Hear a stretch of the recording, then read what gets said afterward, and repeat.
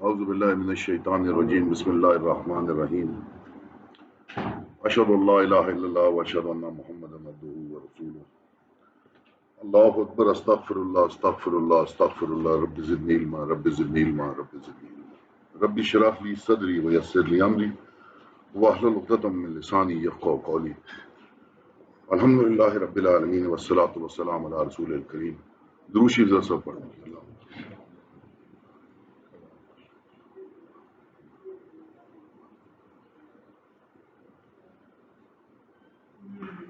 اعوذ باللہ من الشیطان الرجیم بسم اللہ الرحمن الرحیم. آج اللہ تعالیٰ کے کرم سے ہم رمضان کو بھی تقریباً الوداع کہہ رہے ہیں. 29ویں کی رات ہے آج، اور اس لیے تھوڑی گفتگو بھی زیادہ طویل ہے کہ ہم جو بوڑھے ہیں ہمیں پتہ نہیں اگلا رمضان نصیب ہو کہ نہ. اس لیے آج کی رات کی میں نے بہت تیاری کی ہوئی تھی. آج میں بہت بات کرنا چاہ رہا تھا اور میں نے سب سے رائے بھی لی کہ کس موضوع پہ چاہتے ہیں کہ میں بات کروں، لیکن ایک ایسا واقعہ پیش آیا. ہم نے زندگی کے اندر بہت عجیب واقعات دیکھے، لیکن ایک ایسا واقعہ پیش آیا کہ میرا جو دنیاوی تعارف ہے پاکستانی ہونے کا، مجھے 71 کی جنگ کے داغ پہ بھی اتنی شرمندگی اپنے پاکستانی ہونے پہ نہیں ہوئی جو واقعہ مسجد نبوی میں پیش آیا. میرے پاس الفاظ نہیں، میرا دماغ میرا ساتھ نہیں دے رہا، میرا دل میرا ساتھ نہیں دے رہا. مجھے کوئی سمجھ نہیں آ رہی کہ اس چیز کو میں کہاں رکھوں. پھر مجھے ایک ذمہ داری کا احساس ہوا. وہ ذمہ داری ہے تربیت کی. نئی پاک سے اس نے فرمایا کہ بہترین تحفہ جو والدین اپنی اولاد کو دے سکتے ہیں وہ تربیت ہے. تو میں نے سوچا کہ کہیں اس اینگل سے میں اپنی اولاد کی تربیت کرنے میں کمی نہیں چھوڑ رہا. تو میں نے پھر یہ فیصلہ کیا کہ لازمی ہے کہ جتنی بھی تکلیف ہو میں اس موضوع پہ بات کروں. سب سے پہلے تو میں اللہ تعالیٰ کو گواہ رکھ کے، آپ سب کو گواہ رکھ کے، اس سوچ ان لوگوں سے مکمل برات کا اعلان کرتا ہوں. اور میں اعلانیہ کہتا ہوں کہ میں اللہ کا مسلم ہوں، اور میرے نزدیک میرے اللہ اور پیغمبر سے کسی کی وفاداری زیادہ نہیں. میرے والدین، میری عزت، میری اولاد، میں سب ان پہ قربان کرنے کے لیے تیار ہوں.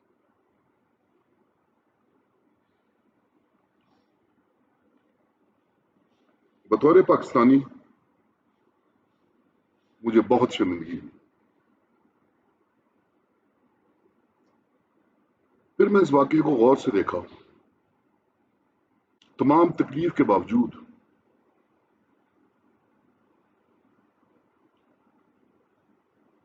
کچھ لوگ، اور میرا اتفاق ہوا اس کا اسلامک یونیورسٹی میں پڑھنے کا، آپ جانتے ہیں میں نے وہاں سے ایم اے کیا، تو وہاں دنیا جہان کے مسلمان ملکوں سے لوگ آئے ہوتے تھے. ان سب کی ایک رائے تھی پاکستانیوں کے بارے میں، ان سب کی، کہ عقیدت رسول میں، محبت رسول میں پاکستانیوں سے آگے کوئی بھی نہیں ہے. وہ سب اس بات پہ متفق تھے. عرب بے تکلف قوم ہے، وہ دل ہی دل پہ ہنستے تھے ہم پہ کہ ہماری ایک پہچان تھی اس یونیورسٹی کے حد تک جو میرا تجربہ تھا کہ عقیدت رسول میں ہم سے آگے کوئی، اور ہم نے وہ کیا جس سے کروڑا اربا مسلمانوں کے دل تو دکھے ہی دکھے. غیر مسلموں کو ہم پہ ہنسنے کا موقع ملا. وہ غیر مسلم جو اپنے اپنے ملکوں کے اندر کارٹون بناتے تھے تو ہم بڑے جلوس جلسے کرتے تھے، ان کو ہمارے پہ ہنسنے کا موقع ملا. میں نے اس کو 2-3 حصوں میں ڈیوائڈ کیا. ایک تو میں نے کہا کہ ہم میں سے کچھ لوگ جنہوں نے تو یہ معاملہ کیا ہے، اگر ان کے پیچھے کوئی سازش موجود ہے تو وہ لوگ، ان کا معاملہ تو وہ جانے اور مالک جانے. جن لوگوں نے یہ کیا، جن کا یہ عمل تھا، اور اگر ان کے پیچھے کو کرانے والے تھے یا نہیں تھے، وہ مالک جانے، مالک کا کام جانے. ہم لوگ جن کو علم میں شاید کوئی کمی کوتاہی ہو، سب سے پہلے تو میں ان پہ بات کروں. مسجد نبوی کی نسبت نبی پاک صلی اللہ علیہ وسلم سے، نبی پاک صلی اللہ علیہ وسلم کی قبر مبارک بھی مسجد نبوی کے ساتھ ملحق ہے، اور نبی پاک صلی اللہ علیہ وسلم کی حدیث موجود ہے کہ میرے گھر اور میرے ممبر کے درمیان کی جگہ جنت کا ٹکڑا ہے. اور آپ جانتے ہیں کہ یہ ساری پریمیسز مسجد میں آ چکا ہے. یہ سارے کا سارا پریمیسز مسجد نبوی ہے. اس کے بعد چند چیزیں، حیران کن بات یہ ہے کہ یہ معاملہ انسٹیگیٹ ہوا کچھ جذبات یا کچھ لوگوں کے کہنے کی وجہ سے، انسانوں کے کہنے کی وجہ سے. میں اب سمجھتا ہوں کہ مالک نے کیا فرمایا. اللہ تعالیٰ نے فرمایا سورہ حجرات کے اندر آیت نمبر 2 میں،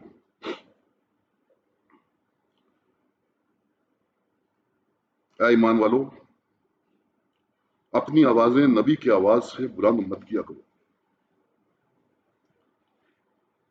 اور نہ ان سے بات کرتے ہوئے اس طرح زور سے بولا کرو جیسے تم ایک دوسرے سے زور سے بولتے ہو، کہیں ایسا نہ ہو کہ تمہارے اعمال برباد ہو جائے اور تمہیں پتہ نہ چلے. مفسرین نے جو شان نزول لکھی ہے اس آیت کی، وہ میں آپ کے سامنے پیش کرتا ہوں. حضرت عمر رضی اللہ عنہ اور حضرت بکر رضی اللہ عنہ، ان کی آپس میں کسی بات پہ بحث ہوئی اور نبی پاک صلی اللہ علیہ وسلم موجود تھے. معاملہ کچھ اس قسم کا تھا کہ جو وفود نبی پاک صلی اللہ علیہ وسلم کے پاس آتے تھے، ان کے ساتھ ایک فیسیلیٹیٹر نبی پاک صلی اللہ علیہ وسلم ساتھ اپوائنٹ کرتے تھے اس وقت کے ساتھ، تاکہ ان کی بات چیت جو ہے نبی پاک صلی اللہ علیہ وسلم سوال جواب چلتے رہے. اس پہ بحث ہوئی تو بکر رضی اللہ عنہ نے کسی اور کا نام لیا، تو عمر نے کسی اور کا نام لیا. آپس میں بحث ہوئی، آواز تھوڑی اونچی ہو گئی. یہ بخاری کی حدیث ہے، میں آپ کے آگے بیان کر رہا ہوں. محدث لکھتا ہے کہ بہت قریب تھا کہ انسانوں کے 2 بہترین لوگوں کے تمام اجر ضائع ہو جاتے. قریب تھا کہ انسانوں میں سے 2 بہترین لوگوں کے تمام اجر، تمام اعمال ضائع ہو جاتے. جب یہ آیت اتری تو آپ خود اندازہ لگانے کہ جو خوف کا عالم ہے تو عمر اور بکر رضی اللہ عنہ، عمر رضی اللہ عنہ کی خوف کی یہ حالت ہو گئی کہ اس کے بعد وہ نبی پاک صلی اللہ علیہ وسلم سے اتنی دھیمی آواز سے بات کرتے تھے کہ نبی پاک صلی اللہ علیہ وسلم کو کئی دفعہ کہنا پڑتا تھا کہ عمر ذرا اونچی آواز سے بات کر. لہذا اس کے بعد اللہ تعالیٰ نے فرمایا یقین جانو جو لوگ اللہ کے رسول صلی اللہ علیہ وسلم کے پاس اپنی آوازیں نیچی رکھتے ہیں، یہ وہی لوگ ہیں جن کے دلوں کو اللہ نے خوب جانچ کر توقع کے لیے منتخب کر لیا ہے. ان کو مغفرت بھی حاصل ہے اور زبردست اجر بھی. یہ اللہ تبارک تعالیٰ فرما رہا ہے. پھر اس کے بعد ہم اگر مسجد نبوی میں گئے ہوں تو یہ آیت ابھی بھی روزہ مبارک پہ لکھی ہوئی، اس کی نئی کنسٹرکشن کے بعد بھی لکھی ہوئی ہے کہ اہل ایمان اپنے آوازیں نبی پاک صلی اللہ علیہ وسلم کی آواز سے اونچی مت کرو. اور مزیدار بات، وہ چھوٹا سا ایک ہینڈ بک ملتی ہے، ان کے امام کعبہ نے جو وہاں پہ آداب کے لیے ایک چھوٹی سی ہینڈ بک اگر ملتی ہے، اگر آپ کی زندگی گزری ہے، جن کو ہم اپنی زبان میں وہابی کہتے ہیں، جو کسی بھی قبر کا کوئی احترام نہیں کرتے، انہوں نے لکھا ہے کہ یہاں پہ نبی پاک صلی اللہ علیہ وسلم کی قبر مبارک موجود ہے اور یہاں پہ اسی طرح احترام کیا جائے گا جیسے کہ نبی پاک صلی اللہ علیہ وسلم کی ذات مبارک موجود ہے۔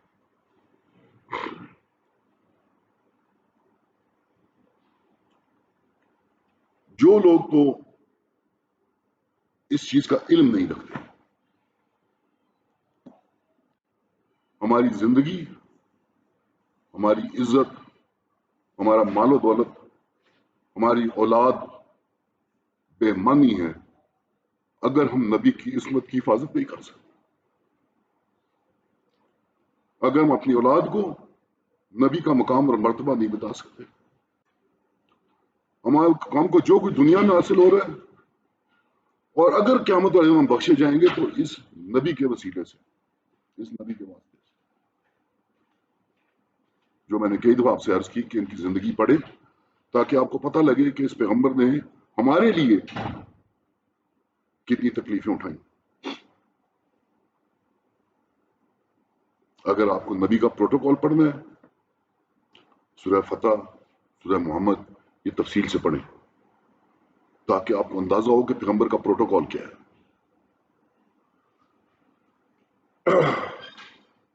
نبی پاک صلی اللہ علیہ وسلم نے فرمایا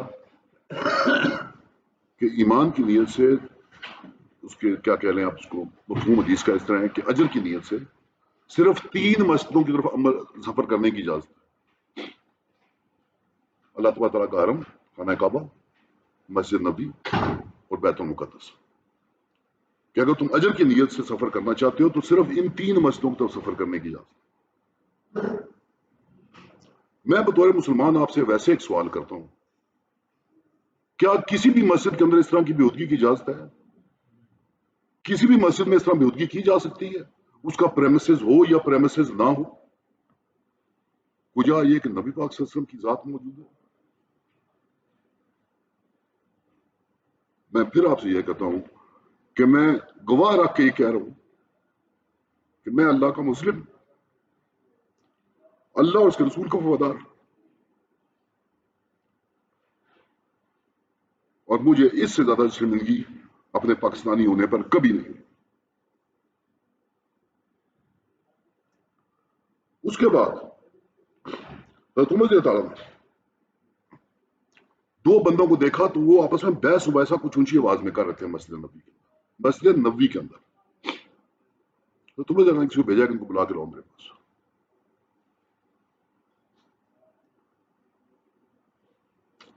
تو تمہیں نے پوچھا تم کہاں کے رہنے والے ہو؟ ان کا جی ہم طائف سے آئے ہیں۔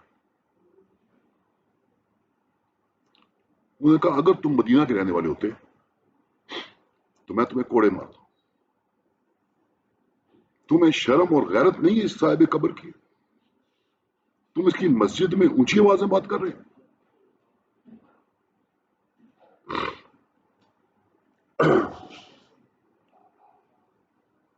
مسجد کا جو ایریا، اس کو فنائے مسجد کہہ دیا تھا، ڈیفائن کر دیا جاتا ہے۔ جہاں تک آپ کی دکانیں ہیں مسجد نبی جو گئے ہوئے ہیں، وہاں تک یہ فنائے مسجد ہے۔ اس کے اندر مسجد کے احکامات ہیں۔ جس طرح جو حج کرنا جاتے ہیں تو مکہ کے اندر حرم کا ایریا ایکسٹینڈ کر دیا جاتا ہے، تو پاکستان ہاؤس جہاں پہ ہے وہاں تک، یہ اجیاد محلے تک، یہ سب حرم پاک کا ایریا بن جاتا ہے۔ اس میں حرم کے احکامات لاگو ہو جاتے ہیں۔ یہ میں فقہ کے پوائنٹ آف ویو سے آپ کو بتا رہا ہوں، یہ سب مسجد ہے۔ یہ بکواسیات کہ کون سا ایریا مسجد ہے، کون سا ایریا مسجد نہیں ہے، کس نے کیا کیا، ان تمام باتوں سے تو مر جانا بہتر ہے۔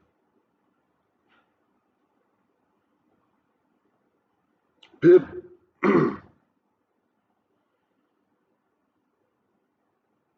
ہوتا کیا ہے؟ طائف میں نبی پاک صلی اللہ علیہ وسلم کے ساتھ کیا ہوا؟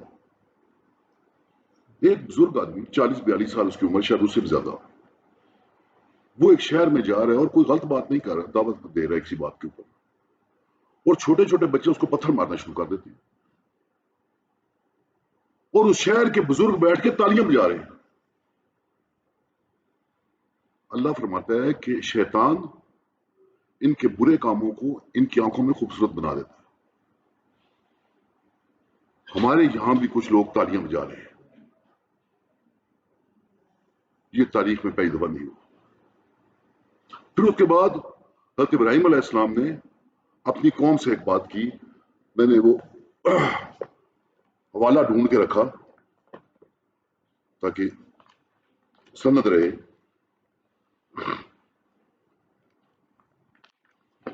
سورہ عنکبوت کے اندر فرمایا اور ابراہیم نے یہ بھی کہا کہ تم نے اللہ کو چھوڑ کر بتوں کو خدا مانا ہوا ہے جس کے ذریعے، یہ بات بڑا غور طلب ہے، تمہاری دنیاوی زندگی میں تمہاری آپس کی دوستی قائم ہے. مودہ بینکم، تم آپس کی محبت میں، اپنی پارٹی، اپنے خاندان کی وفاداری میں وہاں تک چلے گئے ہو کہ شرک تک پہنچ گئے. مودہ بینکم، برادری ناراض نہ ہو جائے، پارٹی ناراض نہ ہو جائے، دوست یار ناراض نہ ہو جائیں، میری واہ واہ میں کمی نہ ہو جائے. تم وہاں تک پہنچ گئے ہو کہ شرک تک چلے گئے ہو. مودہ بینکم کی وجہ سے، آپس کی محبتوں کی وجہ سے.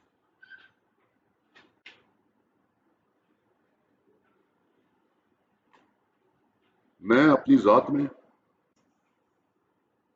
اور جتنے ساتھیوں کے ساتھ بیٹھ کے میں یہ قرآن سے ہدایت دیتا ہوں، ببانگ دہل جتنی بھی اس واقعے کو برا بھلا کہہ سکے کہتا ہوں. جو ملوث ہیں اور اگر کوئی ملوث کرنے والے پیچھے بیٹھے ہوئے ہیں، ان کا معاملہ اللہ کے ساتھ. اور ہم سب کو ایک تو اللہ تبارک تعالیٰ سے معافی مانگنی چاہیے، اور دوسرا اس عزم کا اعادہ کرنا چاہیے کہ ہم بدماشوں کو ان کی زبان میں جواب دیتے بھی رہے ہیں اور دینا جانتے بھی ہیں. ہم پابند ہیں اپنے اللہ اور اس کے رسول کی تربیت کے اور اپنی تربیت کے. نہیں تو جوانیاں ہم نے بھی گزاری ہیں، یہ سیاستیں ہم نے بھی دیکھی ہیں، اور ہم ان بدماشوں کو جواب دیتے رہے ہیں.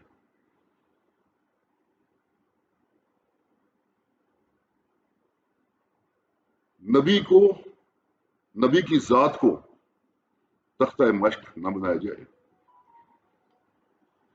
نہیں تو ہماری ذات ہی کوئی نہیں ہے. وآخر دعوانا الحمدللہ رب العالمین.